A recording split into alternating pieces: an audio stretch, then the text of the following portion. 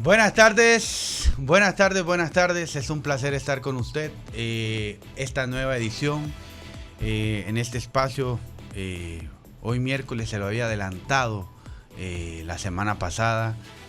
Más que adelantado, se lo había prometido, ¿verdad? Se lo había prometido porque incluso varios me empezaban cuando nosotros dábamos la noticia importante de la muerte del Papa Francisco, comenzaron muchas preguntas que yo no las podía contestar porque desconocía el tema, ¿verdad? Hay un famoso dicho que lo aprendí en la universidad, que siempre lo he dicho y se lo he dicho a mis pupilos, por decirlo así: el periodista sabe de todo, pero no sabe nada, ¿verdad? ¿Qué quiere decir eso? No, o sea, tratamos de saber todos los temas, pero son tan amplios que al final no lo abarcamos. Yo puedo saber por encimita lo del tema del cónclave, la elección de un papa, pero hasta ahí, pues. Yo no soy ni padre ni mucho menos, ¿verdad? Así que por respeto a eso yo no me voy a dedicar a vertir una respuesta. Entonces, ante muchas preguntas que me daban, digo, bueno, vamos a tocar este tema tan importante. Y sea o no sea cristiano, sea o no sea creyente, sea o no sea católico o profese alguna religión diferente a la católica, a la Iglesia Católica, el tema de un papa es de interés mundial. Y por ende, ese es el tema que vamos a tocar hoy en día. Estoy muy feliz porque hay dos acompañantes en este programa. Es un viejo conocido, está Jefferson Ortiz, ¿verdad?, que me acompaña este día. Jefferson es parte del departamento de prensa. Está con nosotros aquí porque es un periodista que también se ha dedicado a lo largo de su etapa a investigar mucho la religión, no la Iglesia Católica, la religión. Jefferson es alguien que estudia bastante el tema de las religiones y el tema de la geopolítica. Entonces, por ende, aquí está con nosotros y ya le vamos a dar paso a nuestro invitado también. Jefferson. Gracias, David. Gracias, un placer estar aquí con ustedes en el podcast de Frente. Sin duda alguna, un privilegio, un honor poder compartir sobre todo esta temática tan interesante para muchas personas, para otros sagradas, para otros interesantes. Así que creo que es un buen momento y por eso damos paso a nuestro invitado, quien es responsable de la pastoral vocacional y también es rector del Seminario Menor de Santiago Apóstol, y es el padre Osman Carvajal, quien nos acompaña en la tarde de hoy. Padre, bienvenido. Buenas tardes, buenos días, David, Jefferson. Un placer estar aquí con ustedes compartiendo este tema, ¿no? Un tanto interesante, para algunos polémicos, para otros con mucha conspiración en torno a él, que es el asunto de la elección del nuevo Papa. Y pues para la Iglesia Católica, la pérdida insuperable, inigualable de Papa Francisco, que ha dejado un legado grandísimo a la Iglesia Católica.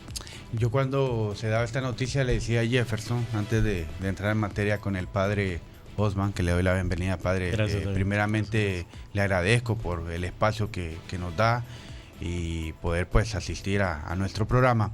Le decía a Jefferson, necesitamos buscar una autoridad de la iglesia, pero me gustaría un padre tener en el programa, ¿verdad? Me gustaría un padre y espero también que sea pues jovial, o sea, que sea comunicativo, porque se nos hace más fácil el tema de desarrollar un programa. Ajá.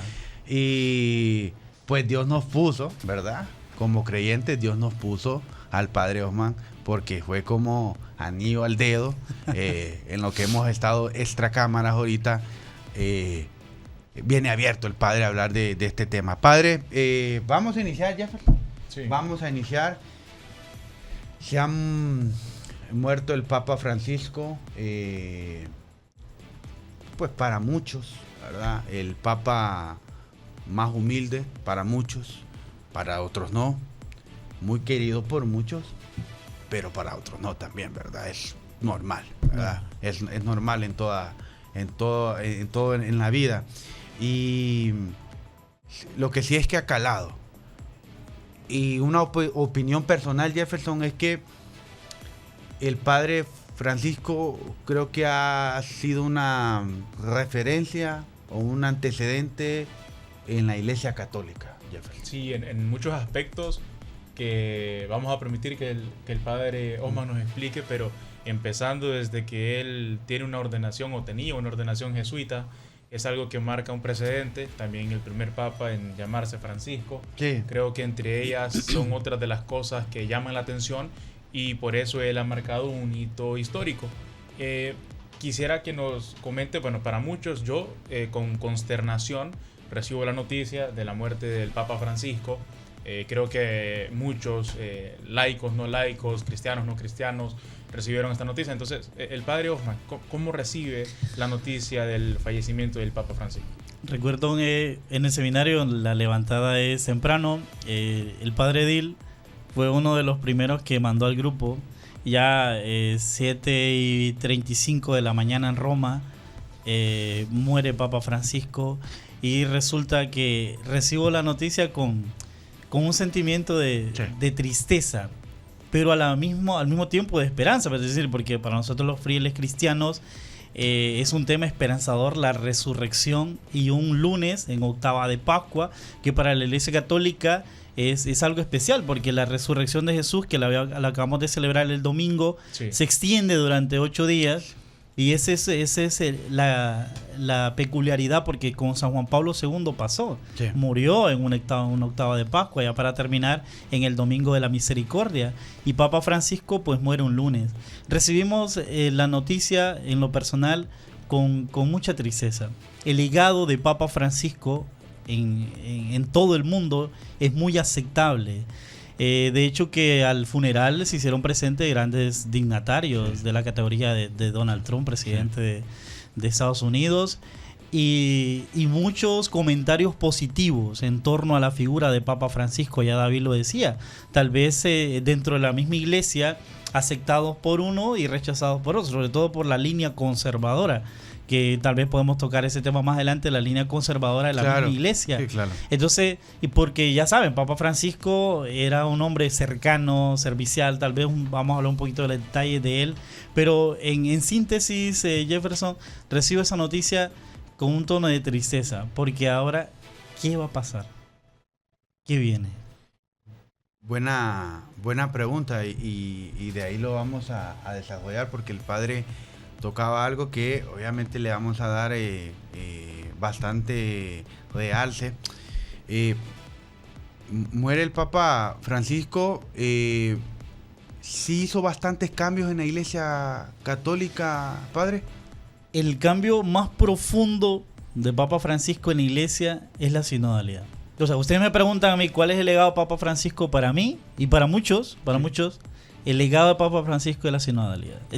Hemos estado escuchando mucho hablar de la misericordia, de la cercanía de la humanidad de Papa Francisco, del tema de los migrantes, de Laudato Si, que fue una carta encíclica de Papa Francisco en torno a la casa común, al cuidado de la casa común, pero el tema de la sinodalidad, del caminemos juntos como iglesia. Es decir, Papa Francisco marca un hito en la iglesia, porque ahora no solo somos los clérigos. Es decir, la iglesia no somos los clérigos, no es la alta jerarquía. La iglesia somos todos los bautizados. Y este hito marca porque viene Papa Francisco y le da participación, a la mujer dentro de la Santa Sede. Como por ejemplo, representante de uno de los 16 dicasterios de la iglesia. O sea, eso no se había visto. Que las mujeres también tuvieran participación dentro de un dicasterio de la Iglesia Católica, no se había visto. Entonces el papel de la mujer dentro de la Iglesia, el papel de la sinodalidad. ¿Qué es la sinodalidad? La sinodalidad es caminemos juntos como iglesia. Por eso Papa Francisco convoca un sínodo, y este sínodo no es un sínodo de obispos. Antes de Papa Francisco los sínodos eran de obispos, solo obispos participaban. Ahora no, ahora es toda la iglesia. Todos los bautizados forman parte de esta construcción del sínodo. Por eso ya no es un sínodo de obispos, es un sínodo eclesial. Eso es uno de los mitos y de los hitos que marcan el pontificado de Francisco.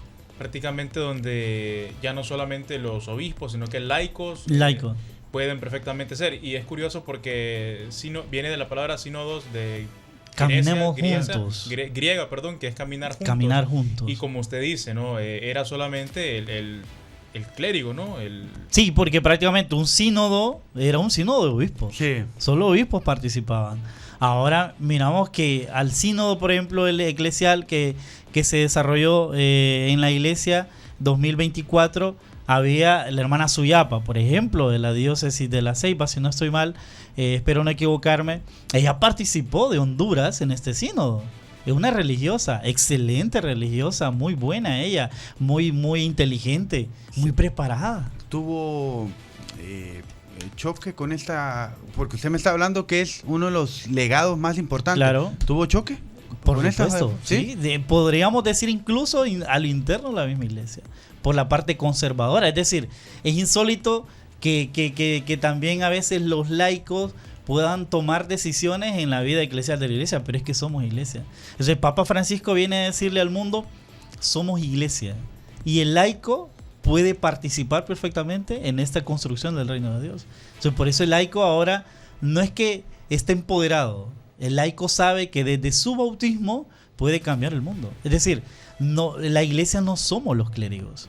Los clérigos somos servidores de la iglesia. Estamos para servir a la iglesia, que somos todos los bautizados. Papa Francisco le viene a dar este énfasis. Es decir, que desde todo el legado después de Vaticano II, antes de Vaticano II, sabemos que venimos de una historia tridentina, con el Concilio de Trento de 1525. Ahora, en el año 1964, el boom del Vaticano II con San Juan XXIII. Un señor bonachón, bueno, un santo, un hombre santo, convoca un sínodo, una locura. ¿Por qué? Porque Papa San Juan XXIII estaba ya muy mayor, como David lo decía. Sí. Estaba mayor, pero convoca un sínodo y no lo termina. Papa San Juan XXIII no terminó el Concilio Vaticano II. ¿Qué pasó? Él solo lo convoca y dirige una parte, y luego él lamentablemente fallece. Jefferson, se hablaba con la muerte del Papa. Sí. Salió hace poco, padre, no sé si, me imagino que lo leyó por los medios de comunicación, los últimos instantes del Papa Francisco a través de su enfermero y el médico, donde cuando él salió del hospital y volvió a sus actividades normales, de hecho, él dijo, quiero trabajar. Si le iban a prohibir trabajar o hacer sus actividades normales, era como hacerle un daño. Entonces su terapia era volver a sus actividades normales, a trabajar. Salió en los medios de comunicación donde ven que tiene problemas para respirar, llamaron al médico. Salió ahí en los medios de comunicación los últimos instantes del Papa, donde al final pues se confirma que él falleció. Sí, sorprende, pero no creo que ya se veía venir, padre, por la complicación que tuvo, ¿no? O tenía esperanza de que él se saliera de esa crisis. Es que lo veíamos que ya estaba un poco mejor, ya una salud más restablecida, pero lamentablemente un ictus cerebral le provoca la muerte. Sí. Papa Francisco, muchos lo catalogan esto como una imprudencia porque lo sacaron a la Plaza Vaticana de la Plaza de San Pedro en Roma a saludar a la feligresía, porque estamos en un domingo de resurrección. E incluso dio la bendición Urbi et Orbi a todo el mundo. Entonces, son cosas bien interesantes de esta partida de Papa Francisco, porque sabemos que Papa Francisco fue un hombre cercano a las personas sin condición de ningún tipo. Y la misma oración que hizo, bendición que hizo cuando el COVID-19 también. Que solo en la plaza de San Pedro en Roma, junto con la imagen a la par de Santa María, la mayor, a la que él, a la que Iglesia llama como Santa María Salud del pueblo. el del salutis populis, es la salud del pueblo, especialmente Roma, que la toma como suya. Entonces Papa Francisco, de luego les cuento por qué también decidió él por qué ser enterrado en una de las 4 basílicas mayores de Roma. Entonces sale a la Plaza Vaticana. Eso probablemente, dicen muchos doctores, que le provoca este decaimiento hasta que muere. ¿Por qué? Porque, lógico, en Roma ciertamente esta es una etapa de verano empezando, pero hay muchas oleadas de aire frío, sí. Y eso le provoca un malestar a Papa Francisco. Pero él quería despedirse de su pueblo. Es un gesto muy bonito de Papa Francisco porque como que él ya lo veía venir. No sé si me explico. No se podía, Jefferson, padre, obviar un deseo de él. Dios se lo lleva la próxima semana y el deseo que él tenía no se le cumplió. Entonces yo creo que al final tenía que ser. Pero imagínense ustedes que hace un mes Papa Francisco estuvo muy mal, a punto de morir. Sí. Pero ¿qué sucede? Es como la Pascua.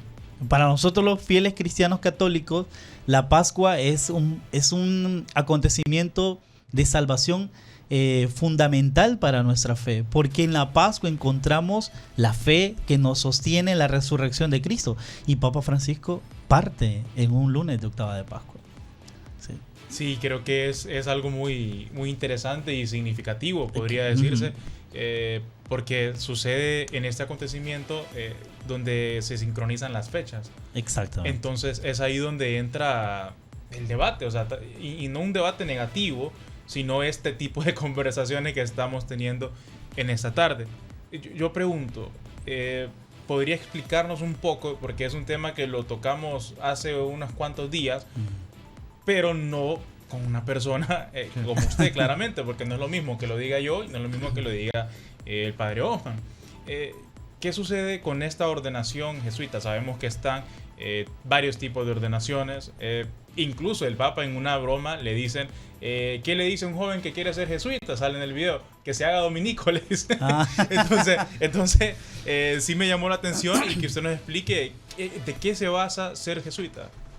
Ok, dentro de la iglesia hay diferentes carismas religiosos en el cual uno puede decir que tiene el llamado vocacional para ser sacerdote, decir, bueno, mi vinculación hacia el ministerio sí, pero a los pobres más pobres, los franciscanos, los jesuitas, que tienen una formación académica impresionante y una vida misionera pastoral impresionante.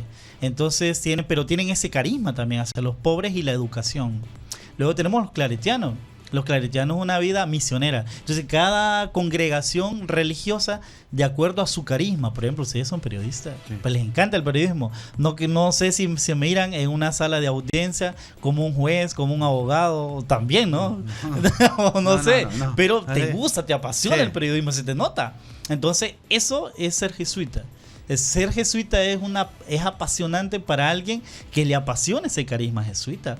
Pero los jesuitas, gente muy eminente, preparada. Papa Francisco, un 13 de diciembre de 1969, es ordenado jesuita. Es un hijo de Concilio Vaticano II. Es ahí porque Papa Francisco retoma Vaticano II y dice, no, la iglesia somos todos. Y eso es lo que dice Vaticano II. La iglesia somos todos. Siempre la iglesia, siempre los papas han entendido esto, que la iglesia lo somos todos. Pero Papa Francisco entonces elige el nombre de Francisco. No elige un nombre que vaya acorde a la comunidad jesuita. ¿Por qué? En su intimidad, Papa Francisco decía que cuando uno dentro de los conclaves, ¿verdad? Sí. Hay cosas que no se pueden contar porque nadie las sabe, es secreto. Pero él le decía en su intimidad a un periodista, le decía, se me acercaban y me decían, Bergoglio, no te olvides de los pobres. Entonces, antes de ser elegido papa. Y Papa Francisco ya veía aquello como que ya no le gustaba. Y luego se le acercaba a otro y le decía, Bergoglio, no te olvides de la casa común. No te olvides de los pobres. Y le resonaba aquello de los pobres. Y él ya era como que iba viendo, esto es, me van a elegir papa. Yo creo que hay un libro que se llama La Esperanza de él. Creo que se llama La Esperanza. Que creo que medio detalla esa situación. y Pero confirma sí, lo que usted dice. claro. Le decían, no te olvides de los pobres, No. no te olvides de los pobres. Y él decía, bueno, ¿y para dónde va a estar jalando Exactamente, esto? Ya pero presentía. ya presentía que lo querían elegir papa. Y es curioso porque entonces de la orden jesuita él hubiese elegido un nombre Exactamente. de ahí, sino que, o sea, un ejemplo, Un San Ignacio de Loyola, qué sé yo, exacto. pero él decidía Ajá. llamarse Francisco en honor a San Francisco de Asís. En honor a San Francisco de Asís, pero por los pobres más pobres. Ahí era imposible que se olvidara de los De pobres. imposible y de la casa común. Por eso hay una encíclica llamada Laudato Si, el cuidado de la casa común. Papa Francisco aboga por el tema del calentamiento global, la casa común y todo. Son temas interesantes de Papa Francisco. Por eso, Bergoglio, no te olvides de los pobres. La casa común, el mundo, la sociedad. Y por eso Papa Francisco no decide vivir en los palacios vaticanos.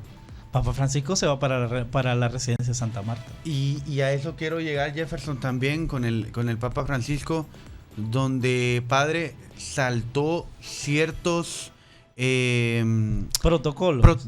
me ayudó para no meterme en problemas, ¿verdad? Porque iba a decir otra palabra y sí, por eso dejo que el padre hable. Ciertos protocolos, por ejemplo, incluso en ese libro que medio estuve leyendo, donde no quise utilizar los zapatillos rojos, No. le dieron a escoger una cruz de No. oro, usó la que él La tenía hace vestidura, 20 años, sí. el tema de los pantalones también, una capa que le ponen, padre, ¿cómo Sí, se sí, llama? sí, Sí, sí. sí, Sí, una sí. capa, Sí, ¿verdad? Dentro Que- de la misma vestidura. exactamente, no se la quiso poner, pero a lo que voy, yendo a la conclusión de su muerte, tanto así también no respetó. ¿Por qué decidió ser enterrado ahí? Pidió también que sea en tierra, ¿no? O sea, Sí, no sé si es así. Sí, ¿Y si es primera vez que se da esto, padre? primera vez en la historia. Es más, vamos a ver. Creo que en 1200 y algo sí hubo un papa que pidió no ser enterrado en la plaza de San Pedro. En Vaticano hay 4 grandes basílicas, las basílicas mayores, y una de ellas es Santa María la Mayor. Por su vinculación con la Madre, y Papa Francisco, por su amor a la Madre, y sobre todo a una imagen de Santa María, salud salud del pueblo, él decide ser enterrado en la residencia de Santa Marta. ¿Por qué? En la Basílica de Santa María la Mayor. ¿Por qué? Por su apego a la Madre. Y a la par justo de la imagen, unos metros, justo a la par de la imagen de la Virgen de Santa María la Mayor. Entonces, su amor a María Santísima lo traslada hasta ahí. Entonces, por eso él, en su testamento, él pide ser enterrado ahí y en tierra. Y con un ataúd sencillo, de madera. Porque los papas anteriores eran enterrados en urnas súper de mucho honor, con mucho tema de mucho adorno, mucha decoración. El tema de los catafalcos. Los catafalcos, él no pide catafalco. Sí. El catafalco es como un ataúd, sí, pero abierto, pero expuesto. Como él dice, no, el estilo momificación. algo así. Ajá. Pero él dice, no, quiero que me velen en un ataúd normal y que me entierren en un ataúd de madera normal, Padre, sin honores. Y es más, perdón, David, Sí. ahora termino eso. Y dice, y en la lápida que diga Francisco. Nada de títulos. No quiero títulos. Francisco. Francisco es mi nombre. ¿Y cuál es el protocolo, padre? Porque estuve viendo, Jefferson, no sé si lo sabe, pues Ujú. nos cuenta, Sí, nos sí. detalla, porque como que pusieron 12 monedas de oro que representa Los 12 apóstoles. los dos, ajá, exacto. ¿Cuál es ese protocolo a seguir? Hay un documento, si no estoy mal, por San Juan Pablo II, creo, Universi Dominici Gregis, es decir, es el protocolo del funeral Ok. del sumo pontífice. Pero en este protocolo va lo que sucede antes, durante y después de todo el funeral. Y en el protocolo no se relata todo eso, porque sí, algunos detalles que sí se relatan, pero otros que fueron más peticiones del testamento de Francisco. Sí. Todo eso, ese tema porque luego hay incienso y todo. Un funeral es una exequia, una misa exequial Para Papa Francisco lo que se vivió ayer, aquí hora de Honduras, 2 de la mañana, hora de Roma, 10 de la mañana. Entonces fue trasladado luego a Santa Marta desde la Plaza Vaticana. Esto es bien interesante porque ahorita que lo menciona, el día sábado se celebró la misa de exequias en la catedral, bueno, en varias, ¿no? En San Vicente de Paúl a las 7, en la catedral metropolitana a las 10. ¿Nos puede explicar qué es la misa de exequía? ¿Cuál es este protocolo? Una misa de exequia es una Eucaristía, una Eucaristía, pero para pedir y rogar al Señor por el eterno descanso de esa persona.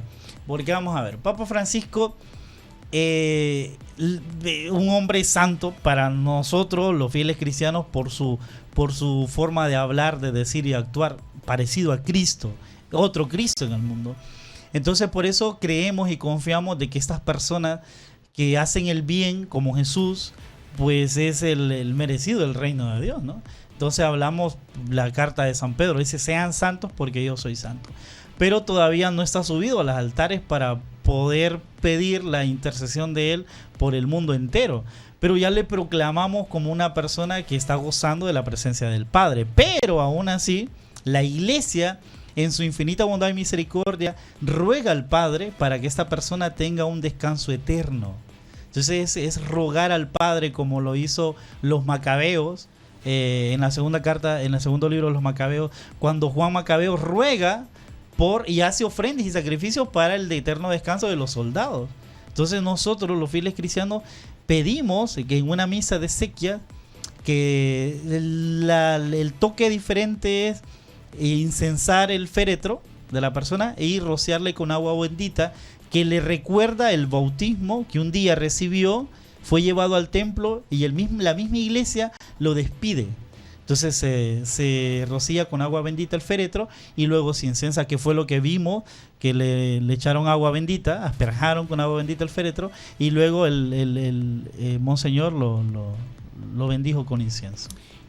Decía el padre Francisco que el protocolo del funeral lo había hecho reformas para reducirlo, hacerlo un poquito más simple. Sin honores. Y en forma de gracia dice, y yo lo voy a estrenar. Y sin honores. Es que eso es lo interesante, Papa Francisco. De hecho, entre sus peculiaridades, nos contaba su eminencia el cardenal tuvo la gracia de ser muy amigo de Papa Francisco. Escuchar al cardenal hablar de Papa Francisco es deleitarse, porque es una amistad tan profunda que tenían los dos. Cuando su eminencia nos daba clases en el seminario mayor y él iba a Roma y le comentaba y le mandaba saludos de parte nuestra y tal, entonces venía y nos decía, hoy se escapaba de la residencia y se iba a visitar las calles y los hospitales de Roma y le llevaba la bendición y sobre todo a los pobres más pobres. Y iba a visitar a los pobres. ¿Por qué? Porque es insólito pensar que el Papa se escapa de la sala vaticana del Vaticano y salir sin su seguridad fuera de ¿Lo hacía? Lo hacía. En su momento, cuando recién nombrado, lo hizo.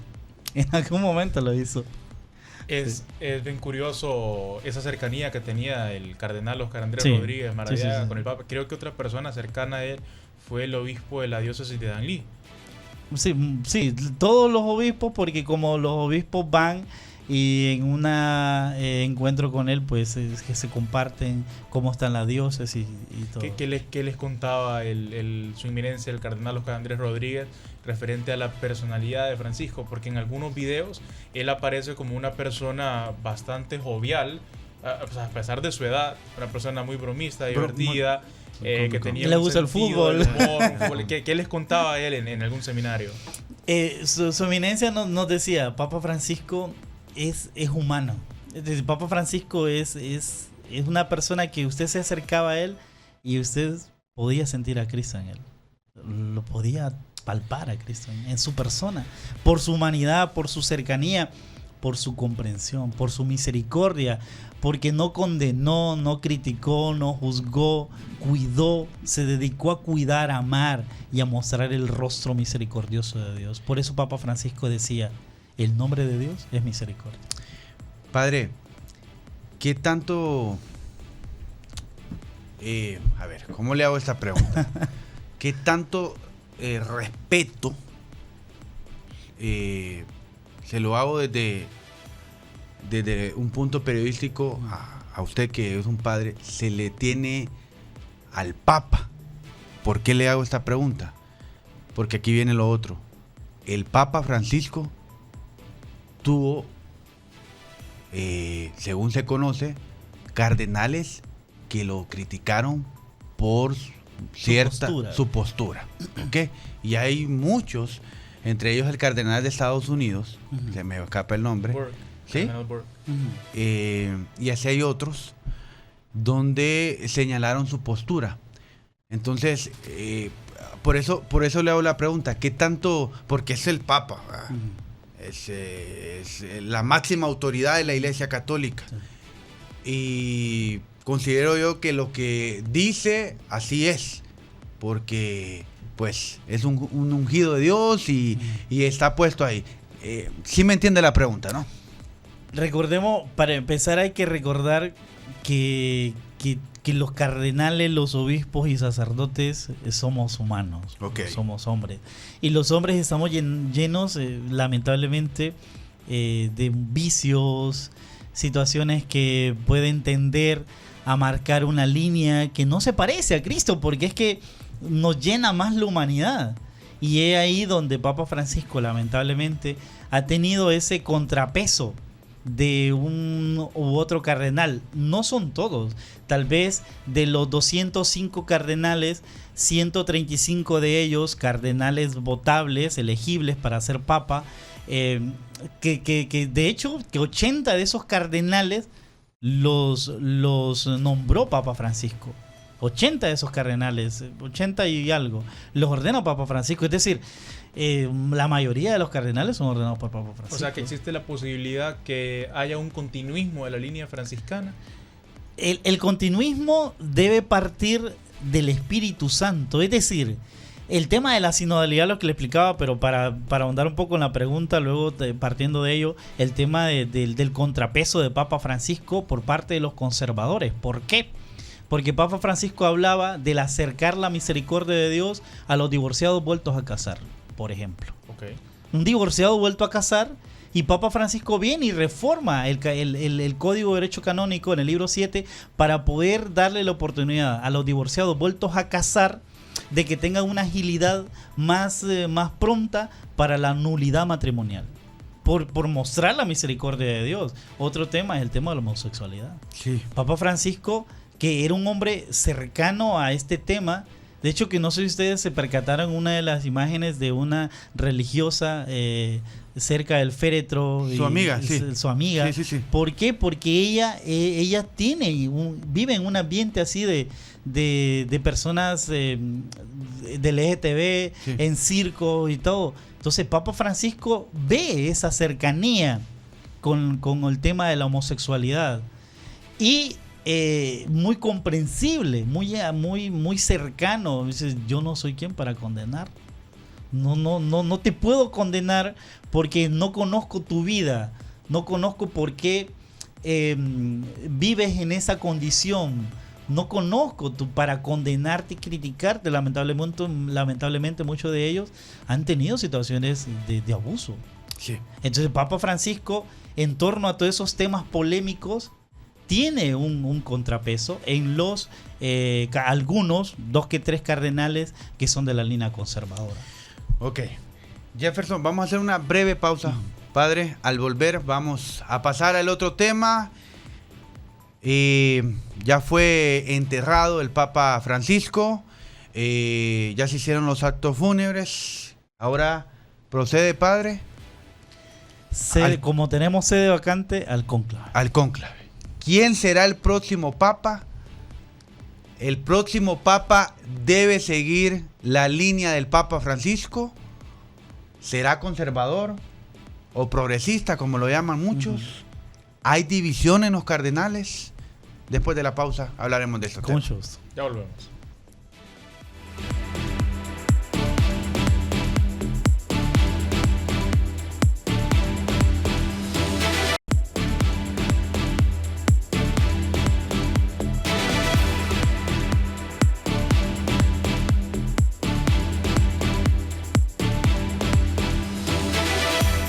Gracias por continuar con nosotros. Seguimos con más del podcast de Frente, siempre con el padre Osman Carvajal y con David Andrade y mi persona para continuar hablando de ese tema. Hemos prácticamente detallado un poco acerca de la vida y de la forma de vivir y podría decirse hasta de gobernar, porque secularmente hablando el Papa Francisco era un jefe de Estado, o sea, si lo hablamos secularmente hablando, pero religiosamente era el Papa de la Iglesia Católica, la máxima autoridad.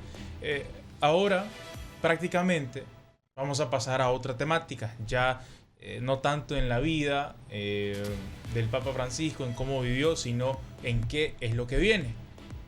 Viene, como lo mencionábamos, el cónclave. Temática bastante interesante, bastante polémica a su vez, pero antes de entrar a ese tema precisamente quisiera saber de qué manera se prepara la Iglesia católica en Honduras ante la esperada de un nuevo Papa.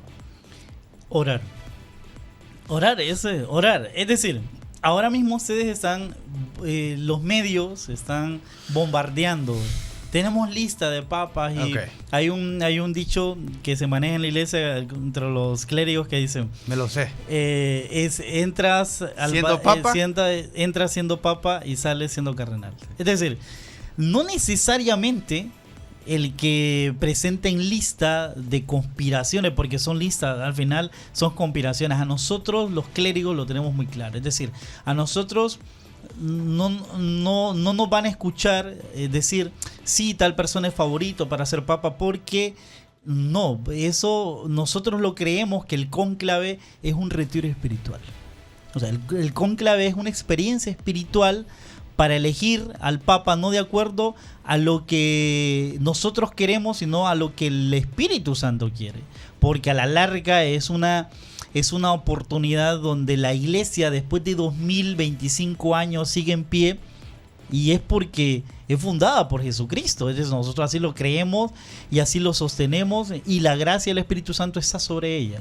Esto no deja de señalar que hayan intereses lamentablemente humanos o intereses políticos, porque ya Jefferson lo decía, el Papa es una figura para el mundo civil, es un gobernante. ¿Por qué? Porque es el presidente, lo vamos a decir, de la Santa Sede, radicada en Roma, en el Vaticano. La Santa Sede es el gobierno y el Vaticano es el territorio. El Papa es el presidente de ese territorio. Es allí porque algunos funcionarios, incluso nuestro presidente, fue al funeral de Papa Francisco. Entonces, ¿por qué? Porque es un presidente de Estado. Y ahí porque muchos fueron, ¿no? Es un presidente de Estado. Entonces, también hay intereses de que el Papa sea elegible, pero ¿quién puede ser? Entonces, ¿a quiénes le interesa que sea uno o sea otro?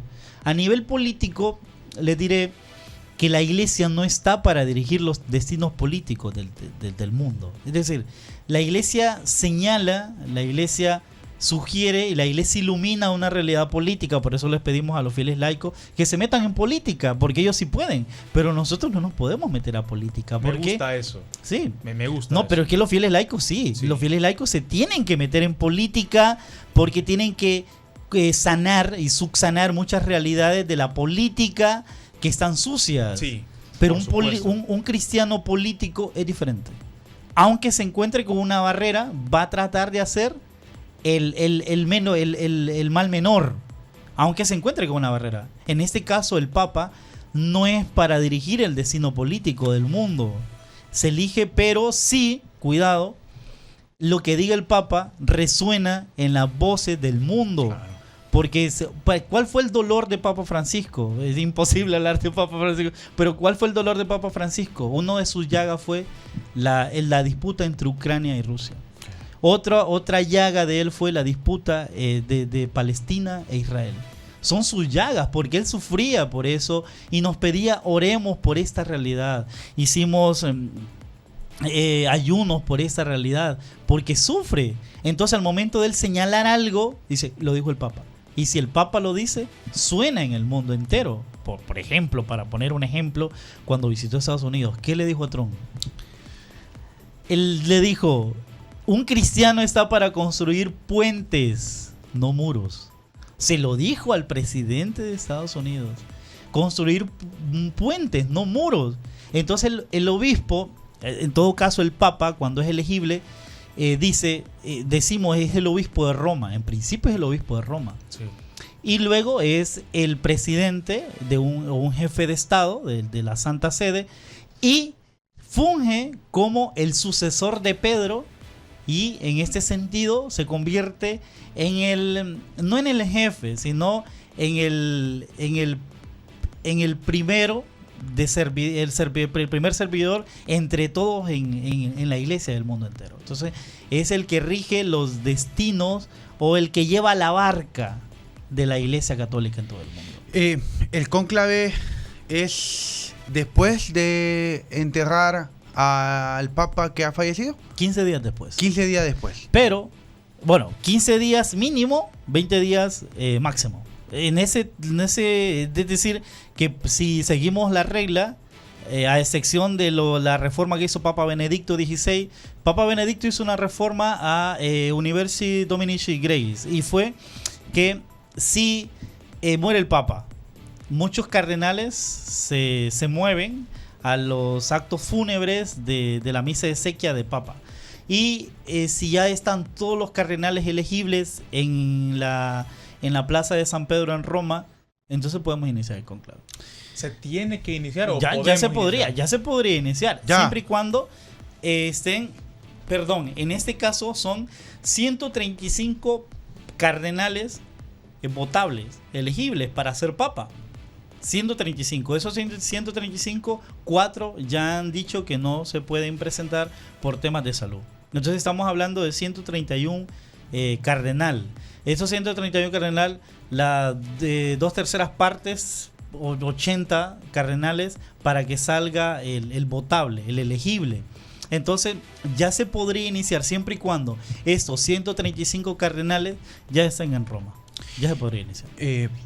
¿Por qué, padre? Y la pregunta que hay bastante también en redes sociales, ¿por qué siempre el papa es de avanzada edad? ¿No puede haber un papa más joven? Digo, esto pues para que tenga más duración, ¿no? Fue el caso de San Juan Pablo II. San Juan Pablo II fue elegido papa muy joven. Un obispo puede ser elegido obispo después de los 35 años de edad, de acuerdo al derecho canónico, de haber tenido una cierta experiencia como sacerdote y luego tener ciertos estudios, pero el grado más importante es la santidad para ser obispo. Ahora, para ser papa, un laico cristiano bautizado puede ser papa, pero eso no se ha visto nunca en la historia. ¿Y cómo se podría dar que un laico cristiano sea papa? Que el colegio cardenalicio lo elija. Pero si no está presente. Exacto. En el cónclave. Puede elegirlo el colegio cardenalicio. Ya como por eso se celebran las conferencias generales. Hay conferencias generales. Antes del cónclave tenemos un precónclave. Este precónclave lo dirige, en todo caso, lo tendría que dirigir uno de los cardenales, que es el decano de cardenales, o el decano de cardenales de todos los cardenales. Pero es un cardenal que ya tiene más de 80 años. Él no puede participar. Entonces, ¿a quién le toca asumir? Le tocaría asumirlo al que está en un grado superior de los demás cardenales, que sería el secretario de Estado de la Santa Sede.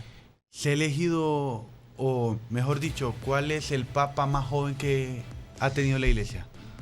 En la historia de la iglesia, lamentablemente, después de 1276-79 empezaron los cónclaves. Antes de la elección de los papas, lamentablemente, esta es una parte un tanto oscura de la historia de la iglesia católica, ¿no? Porque hay que reconocerlo. O sea, nosotros, cuando nos formamos 8 años de estudio, nosotros vemos todo esto. Es decir, nosotros no solo nos dicen, sí, la Iglesia Católica es una de las instituciones con el mundo que ha ayudado más al mundo, que tiene mayor número de asistencias en asilos de ancianos, en escuelas, kinder, etcétera, etcétera. Pero sí, ciertamente ha tenido su parte oscura. Y esta parte oscura es este tema de la elección de algunos papas. Por ejemplo, tal vez que en su momento hubieron 2 papas. 2 papas. Entonces, ¿quién es el papa? Entonces nos estamos haciendo una disputa de poderes. ¿2 papas había? 2 papas. Sí. O sea, una disputa de poderes. O sea, ¿quién sería el papa? Luego vino en un momento de la historia que no se elegía al papa. Más de 100 días y el papa no se elegía. Entonces hubieron huelgas incluso en Roma y en algunas partes del mundo para que eligieran al papa. Y no se elegía al papa. Entonces son de estas partes oscuras de la iglesia. Y han habido, ¿sí?, menores de 12 años tal vez, ¿no? Sí. Para poner un ejemplo. Y es ese asunto del por qué de tanta avanzada edad.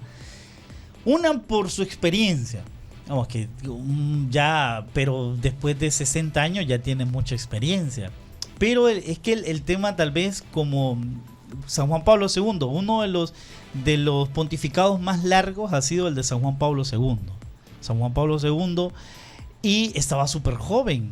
Pero luego, ahora mismo, tiene 56 años. Sí, ahora mismo de los cardenales más jóvenes para elegibles tiene 60 años. Menor de 55, entre 55 y 60 años. Y que va a estar en el ¿Quién es? Es un cardenal de Europa. O sea, son varios. Son como 5 que tienen un rango de edad entre los 55 y los 60 años. Pero no solo es un requisito para ser papa. Porque no nos podemos basar en que es joven para que tenga mayor edad para poder, o mayor tiempo para poder ser papa, sino que es el tema de qué es lo que también el Espíritu Santo quiere. ¿Qué es? Entonces, no solo se va a elegir por ser menor de 60 años. Sí, creo que también llama la atención eso de los cónclaves, porque creo que también hay una reforma que se hizo a raíz de este tipo de situaciones, como eso que pasaron más de 100 días sin elegir un papa entre el 1267 y 1271, que fue para elegir a Gregorio X. Que fue ante la muerte de Clemente IV, ¿no? si mal no recuerdo, que no elegían y empezaron hasta a hacer protestas, que hasta supuestamente levantaban el techo de donde estaban reunidos, y ahora tiene que haber un tiempo específico. Creo que fue una reforma, no sé si de Benedicto XVI o Juan Pablo II. Con Benedicto XVI. Que si pasaban 13 días y el cónclave no eligen los cardenales al papa, lo pueden hacer con mayoría simple. Lo pueden hacer con mayoría simple, pero, por ejemplo, en la elección de Papa Francisco fue en la quinta elección, se elige a Papa Francisco. Y un 13 de marzo del 2013, Papa Francisco es elegido papa. Ahora, el ponerse de acuerdo es un tema, por eso el precónclave. Sí. Viene en el precónclave el secretario de Estado del Vaticano. ¿Qué es lo que va a hacer? Va a hacer, no conciencia, porque todos los que están en esa sala tienen conciencia de que implica ser el sumo pontífice de la Iglesia Católica, sino es como aterrizar el tema es el Espíritu Santo. O sea, nosotros creemos por fe que en realidad la conspiración queda de lado, porque nosotros, los fieles cristianos, especialmente los clérigos, no nos basamos en conspiraciones para el tema del Santo Padre, sino que es cuestión del Espíritu Santo. Por eso es una experiencia de retiro para elegirlo. Y el precónclave ayuda para poder preparar este evento y poder elegir al sumo pontífice. Ok. Hay división en los cardenales para este cónclave. Hay unos conservadores y hay otros que quieren seguir la visión del Papa Francisco. No podría yo decir división. Vamos a hablar de un tema de conflicto. Las relaciones de conflicto son buenas, incluso dentro de los matrimonios. En cualquier sociedad, las relaciones de conflicto son hasta necesarias. ¿Por qué? Porque en las relaciones de conflicto te das cuenta de la capacidad de tolerancia que puedes tener con una persona que piensa diferente a ti. Entonces, claro, dentro de 135 purpurados cardenales, no todos piensan igual. Cada mundo es una galaxia. Claro. Y lógicamente estas relaciones de conflicto se van a subsanar solo con la gracia del Espíritu Santo. ¿Por qué? Porque es la unidad de la iglesia. Entonces, relaciones de conflicto, David, que sí hay. Vamos, que sí hay. Que mentiría, no podría yo venir aquí a decirle a usted, no, hay esto de paz y amor, porque hay una parte humana, pero hay una relación de conflicto, pero al final, como somos iglesia, terminamos en el asunto de pero soy tolerante, te respeto. ¿Por qué? Porque es una gracia del Espíritu Santo, la tolerancia, el respeto de poder pensar que otro piensa diferente a mí. O conservador o progresista, lo importante es que tendríamos que seguir una línea ya marcada por la Iglesia y Papa Francisco. Me gustaría añadir a esto, Jefferson,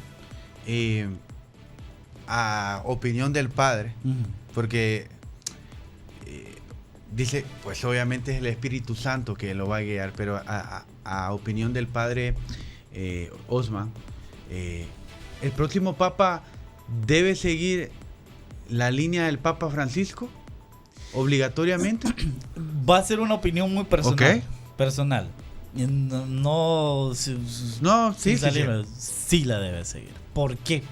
Porque el legado de Papa Francisco ha sido la sinodalidad. Si nos retrasamos en tema de sinodalidad, ¿qué va a pasar con todo el tema de la iglesia?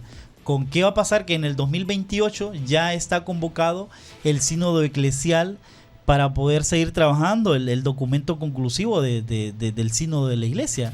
Entonces tenemos que seguir una visión sinodal.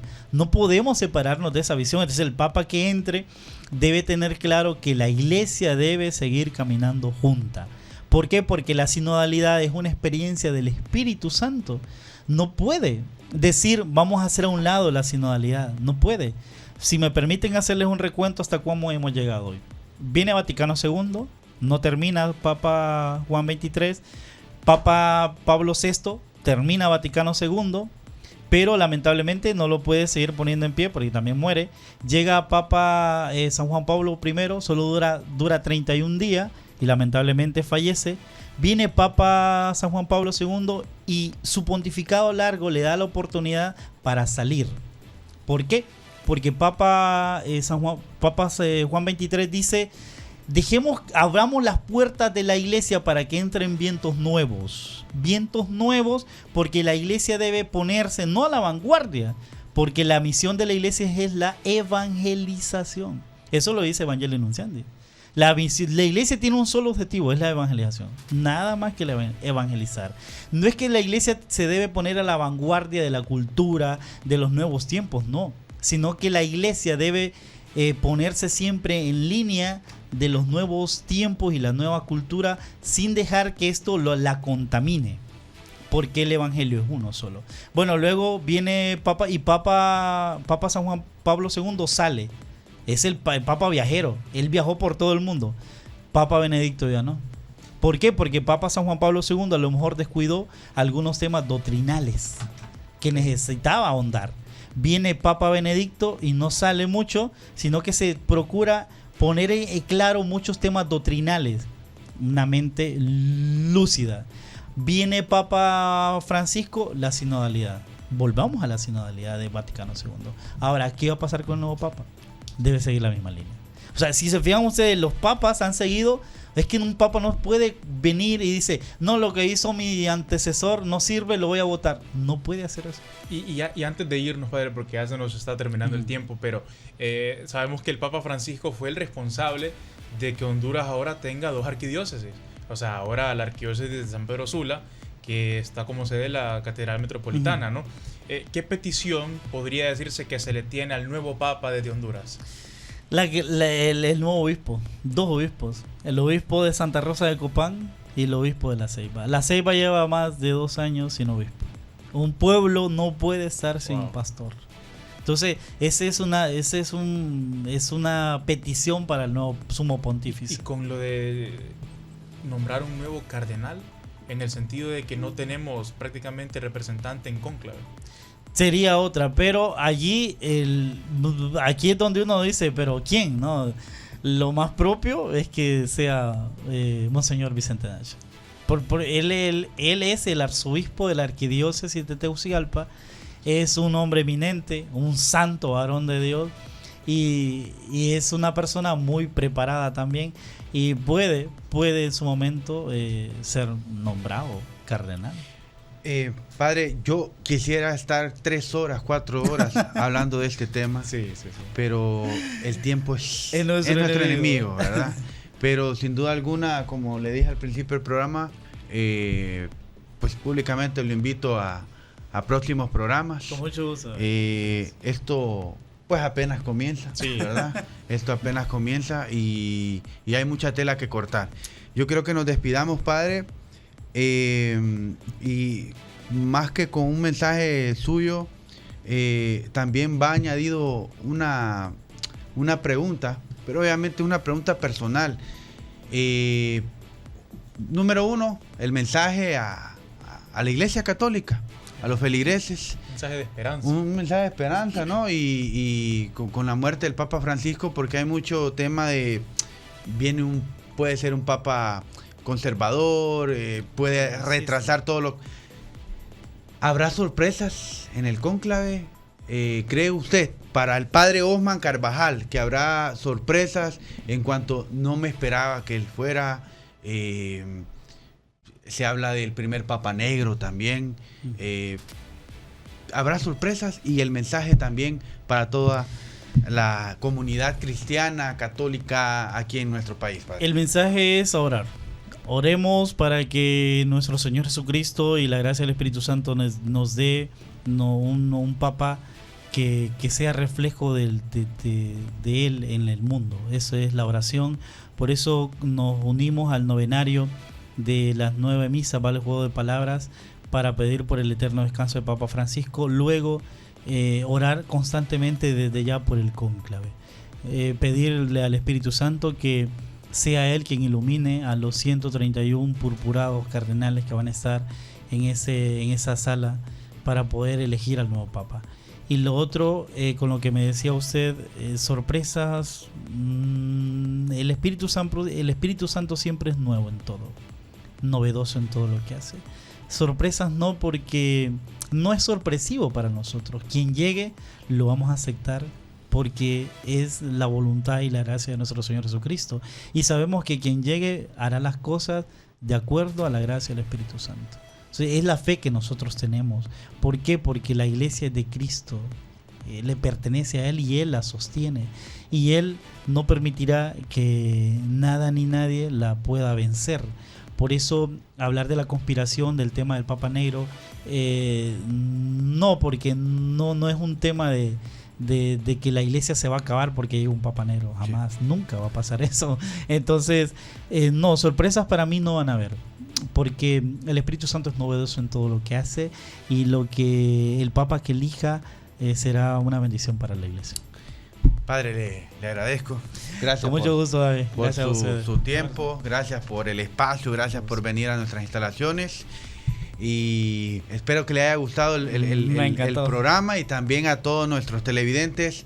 Se lo hemos preparado en marco de esto que ha pasado, obviamente, en el mundo, ¿no?